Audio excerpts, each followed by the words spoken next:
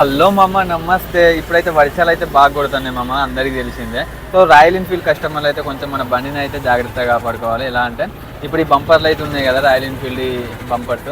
So ఈ black colour bumper అయితేనేమో మనకైతే ప్రాబ్లం లేదు, అంటే రస్ట్ వచ్చే ఛాన్సెస్ చాలా తక్కువ. ఈ సిల్వర్ కలర్ దానికి మాత్రం మనం ఏ బంపర్ తీసుకున్నా కానీ మొత్తం మనకు ఐరన్తోనే అంటే మ్యానుఫ్యాక్చరింగ్ అయి ఉంటాయి. ఐరన్తో తయారైంది ఏదైనా కానీ మనకి వర్షం వాటర్ తడిచినప్పుడు మాత్రం మనకు రస్ట్ అయితే రావడానికి అయితే ఛాన్సెస్ ఎక్కువ.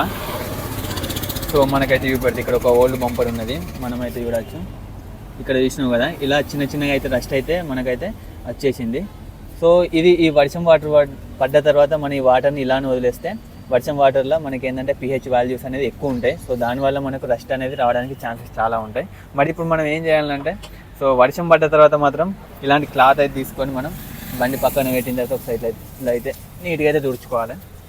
సో తుడుచుకున్న తర్వాత మన దగ్గర ఏదైనా మోటోమ్యాక్స్ ఇలాంటి ఏమన్నా క్రీమ్స్ ఉంటే పాలిష్, ఇదనే కాదు ఈ బ్రాండ్ అనే కాదు, ఏ బ్రాండ్ అనే కానీ ఎనీ బ్రాండ్, మనం ఏంటంటే పాలిష్ను కొంచెం తీసుకొని అప్లై చేసుకొని తుడుచుకున్నాం అనుకో, డస్ట్ అంటే అంత ఈజీగా అయితే రానివ్వకుండా అయితే ఇదైతే యూజ్ అవుతాయి.